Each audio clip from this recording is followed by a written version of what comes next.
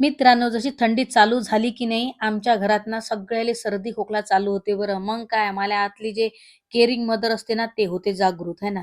मुलासाठी एकदम मस्त हेल्दी, टेस्टी, एनर्जी से भरपूर गुणकारी पायाच्या नखापासून ते डोक्याच्या केसापर्यंत शरीराला ऊर्जा देणारी अलसीचे लड्डू तुम्ही फक्त एकदा बनवून बघा है ना.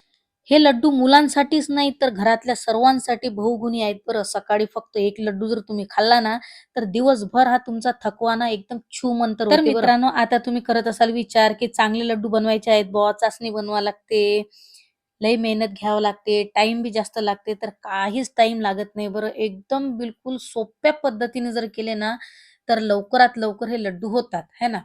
तर त्यासाठी ना तुम्हाला व्हिडिओ शेवटपर्यंत पाहावं लागते मित्रांनो. एक नंबर अशा जबरदस्त टिप्स अँड ट्रिक्स मी इथं सांगितलेल्या आहेत.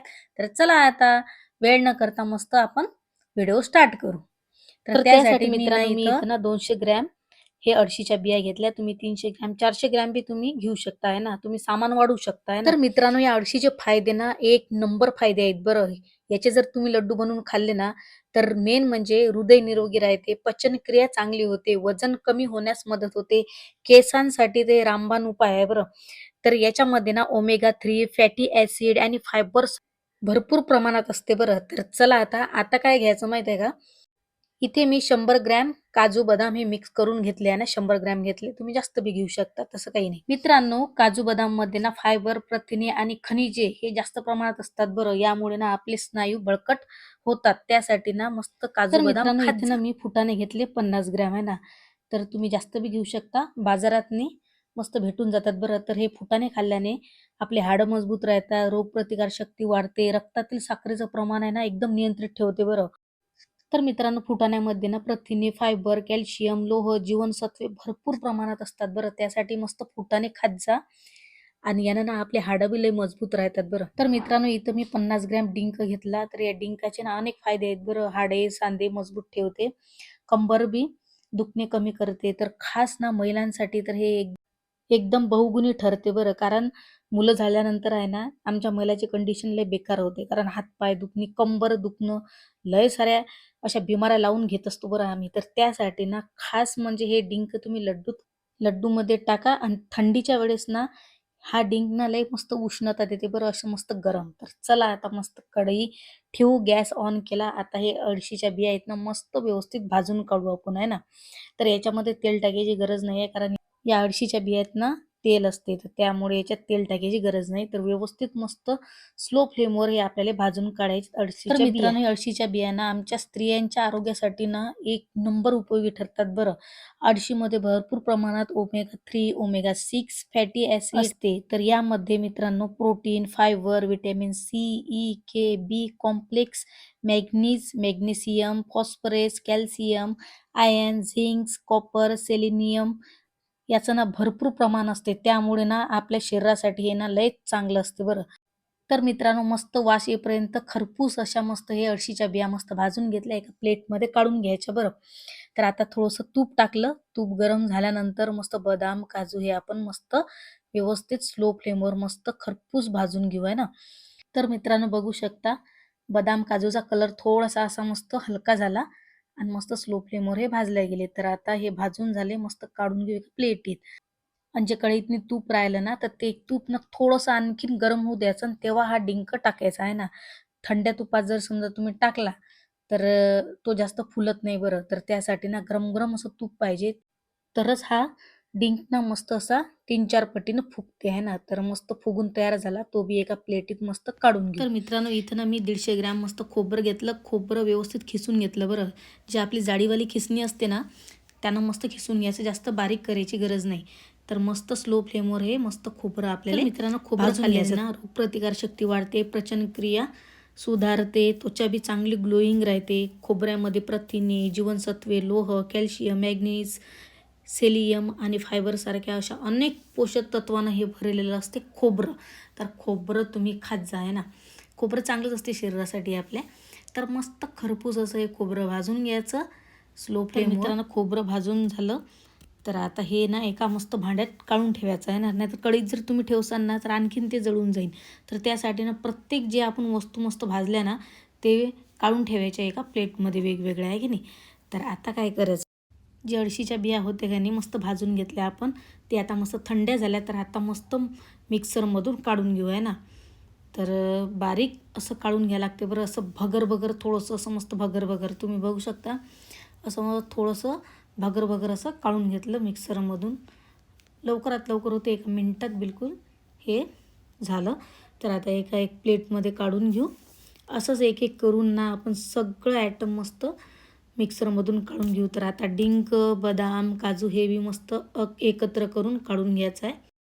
बदाम, काजू, डिंक आहे ना, याची जास्त अशी पावडर करायची नाही, अशी थोडीशी अशी जाडसरच असं बारीक करून घ्यायचं बरं. बघू शकता तुम्ही, असं जाडसर बारीक करून घ्यायचं. नाही तर तुम्ही ना खलबत्त्यात बी कुटू शकता आहे ना. तर जे आपण फुटाणे घेतले होते ना ते बी मिक्सरमधून मस्त त्याची पावडर करून घ्यायची. आणि जे आता खोबरं होतं ना ते खोबरं मिक्सरमधून काढायचं नाही, वरून टाकून द्यायचं ते खोबरं. बघू शकता मस्त असं हे खोबरं झालं आता, कारण सगळे जिन्नस ना आपले मस्त बारीक झाले आणि खोबरं आपण हे जाडं ठेवलं थोडंसं आहे ना. तर आता सगळं मिक्स करून घेऊ. तर आता काय करायचं, कढई ठेवायची, त्याच कढईतनी मस्त तूप घ्यायचं. तर आता काय करायचं माहिती आहे का, जे जिन्नस आपण मस्त मिक्सरमधून काढले होते ना ते या तुपातनी आणखीन मस्त फ्राय करून घेऊ. थोडंसं जो बी कचवटपणा राहते ना म्हणजे मिक्सरमधून काढल्यानंतर, तसं तर आपण सगळं भाजून घेतलं म्हणा, पण आणखीन एकदा मस्त तुपातनी हे भाजून घ्यायचं आहे ना स्लो फ्लेमवर. आणि 1 नंबर लड्डू होतात ना तुमचे, तुम्ही म्हणसान क्या बात, जबरदस्त. तर मित्रांनो, तुपाचे ना अनेक फायदे आहेत बरं. तूप खाल्ल्यामुळे ना पचनक्रिया सुधारते, तुपामुळे त्वचा निरोगी राहते, रोगप्रतिकारशक्ती वाढते. खा तूप येईल मग रूप, हे म्हणतं तुम्ही ऐकलेच असेल बरं आहे ना. तर तुपामुळे फक्त सौंदर्यच वाढत नाही, तर त्यातील ओमेगा 3, काही फॅटी ॲसिड आणि व्हिटॅमिन एमुळे ना दिवसभर तुम्ही किती काम केलं ना तर त्याचा थकवा बिलकुल तुम्हाला जाणवणार नाही आणि दिवसभर ऊर्जा मिळते त्यानं तूप खाल्ल्यामुळे. आता हे सगळं मिश्रण मस्त व्यवस्थित भाजून घेतलं आणि ते एका प्लेटमध्ये काढून घेऊ. तर आता काय करायचं, आपल्याला बनवायची आहे गुळाची व्यवस्थित चाचणी. तर त्यासाठी आणखीन मी तूप घेतलं. तूप मस्त गरम होऊ द्यायचं. तूप गरम झाल्यानंतर मी इथं गूळ घेतला 400 ग्रॅम, मस्त तो बारीक करून घेतला. बारीक जर करून घेतला ना तर लवकरात लवकर तो वितळून जाते. मोठ्या मोठ्या जर गाठी असल्या ना मग लई उशीर लागते बरं. तर म्हणून म्हणलं मस्त चॉप करून घ्यायचा, मस्त फोडून घ्यायचा. तर याच्यात पाण्याचा एक थेंब बी नाही टाकायचा, फक्त आपण तूप या केलं. आपल्याला ना मित्रांनो याची चाचणी करायची नाही बरं, अशी तारवाली चाचणी करायची नाही आहे ना. तर फक्त काहीतरी असा गुळ वितळला पाहिजे. तर मित्रांनो याच्यातनं मस्त विलायची टाकली फ्लेवर यासाठी आहे ना, मस्त फ्लेवर येते बरं. तर गुळ मस्त वितळला. आता गॅस बंद करून गुळाची कढई काढून घेतली. आणि आता जे मिश्रण होतं ना तर ते मिश्रण पूर्ण या गुळाच्या चाचणीत टाकायचं आहे आपल्याला आहे ना. आणि हे प्रोसेस ना आपल्याला लवकरात लवकर करावं लागते बरं. असे हात जडतात ना लड्डू बांधताना, पण काही हरकत नाही. झालंच समजा नाही बांधल्या गेले ना लड्डू, तर थोडंसं गरम करायचं हलकं आणि मग लड्डू बांधून घ्यायचे. कारण आखरीचे लड्डू ना थोडेसे कडक होतात. तर त्यासाठी काय करायचं, थोडंसं गरम करून आणखीन ते बांधून घ्यायचे. तर बघू शकता गरम गरम हे मिश्रण आहे बरं. सगळं व्यवस्थित मिक्स करून घेतलं. सगळं जे आपलं मिश्रण होतं ना त्याला सगळं इकडे असा गुळाची चाचणी मस्त कणाकणाला लागली पाहिजे असं मिक्स करून घ्या आणि मस्त लड्डू बांधून घ्या. तर मित्रांनो एकदम इझी हे लड्डू बनतात बरं. आता तुम्हाला टेन्शन आलं असेल की चाचणी बिसणी, तर चाचणी करायची बी गरज नाही. फक्त आपल्याला ना गुळ हा वितळू द्यायचा आहे ना, गाठी गुळाच्या राहू द्यायच्या नाही, थोडासा गुळ हा वितळू द्यायचा. तर बघू शकता मित्रांनो हे ना 32 लड्डू हे आपले इथं तयार झालेले आहेत, तुम्ही बघू शकता. आणि जबरदस्त याची टेस्ट 1 नंबर लागली होती आहे ना. तर तुम्ही बी तुमच्या किचनमध्ये करा आणि कमेंट करून नक्की सांगा की कसे झाले होते तुमचे लड्डू आहे ना. तर मित्रांनो बघू शकता सकाळी सकाळी हा लड्डू जर एक तुम्ही खाल्ला ना, सकाळी मुलं जेव्हा स्कूलमध्ये जातात तर नाश्त्याला तुम्ही हा सकाळी हा लड्डू द्या, याच्यावर 1 ग्लास दूध प्या आहे ना. दिवसभर तुम्हाला ना थकवा हा जाणवणारच नाही. तर या अशा थंडीच्या टायमात ना हे लड्डू मुलांसाठी तर लय चांगले आहेत आणि आपल्या महिलासाठी बी 1 नंबर हे लड्डू आहेत. तर तुम्ही करा आणि कमेंट करून नक्की सांगा कसे झाले म्हणून आहे ना. तर मित्रांनो व्हिडिओ जर आवडला असेल ना तर व्हिडिओला प्लीज लाईक करा, तुमच्या मित्रमैत्रिणी शेअर करा. तुम्ही जर नवीन आपल्या चॅनलवरती असाल चॅनल सबस्क्राईब जरूर करा, बेल आयकन जरूर दाबा, ताकी जे बी मी व्हिडिओ टाकेल ना तुमच्या मोबाईलमध्ये पयत येऊन जातील आहे ना. तर मित्रांनो कमेंट करून नक्की सांगा की लड्डू कसे झाले आहे ना. तर चला मित्रांनो आजचा व्हिडिओ इथं समाप्त करू. परत भेटू एका सुंदर व्हिडिओमध्ये. तोपर्यंत तुमची काळजी घ्या, स्वस्त राहा, मस्त राहा, असेच आपले व्हिडिओ पाहत राहा. Bye bye. जय हिंद.